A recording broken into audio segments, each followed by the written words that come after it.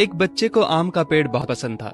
जब भी उसे फुर्सत मिलती वो उस पेड़ के पास पहुंच जाता, पेड़ के ऊपर चढ़ता, आम खाता, खेलता और थक जाने पर उसी की छाया में सो जाता।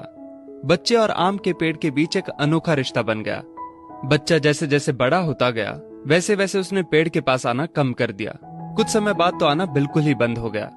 आम का पेड़ उस बालक को याद करके अकेला रोता। एक दिन अचानक पेड़ ने उस बच्चे को अपनी तरफ आते देखा और पास आने पर कहा, तू कहाँ चला गया था? मैं रोज तुम्हें याद किया करता था। चलो आज फिर से दोनों खेलते हैं। बच्चे ने आम के पेड़ से कहा, अब मेरी खेलने की उम्र नहीं है, मुझे पढ़ना है, लेकिन मेरे पास फीस भरने के पैसे नहीं हैं। पेड़ ने कहा, तू मेरे आम लेकर बाजार में बेच दे, इससे जो पैसे मिलेंगे उससे अपनी फीस भर देना।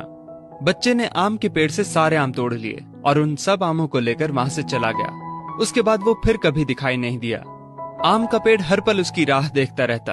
एक दिन वो फिर आया और कहने लगा, अब मुझे नौकरी मिल गई है, मेरी शादी हो चुकी है, मुझे मेरा अपना घर बनाना है, लेकिन इसके लिए मेरे पास अब पैसे नहीं हैं।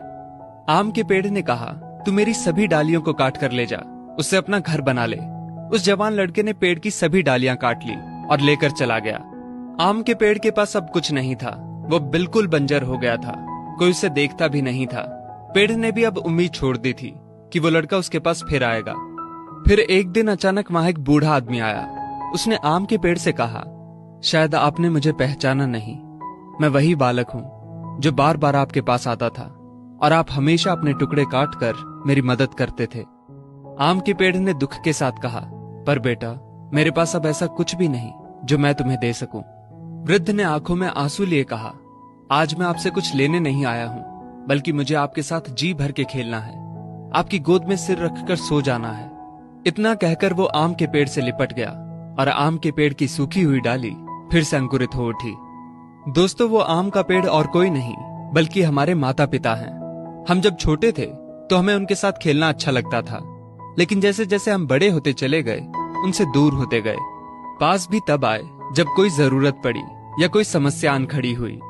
आज कई माँ बाप उस बंजर पेड़ की तरह अपने बच्चों की राह देख रहे हैं, जाकर उनसे लिपटें, उनके गले लग जाएं।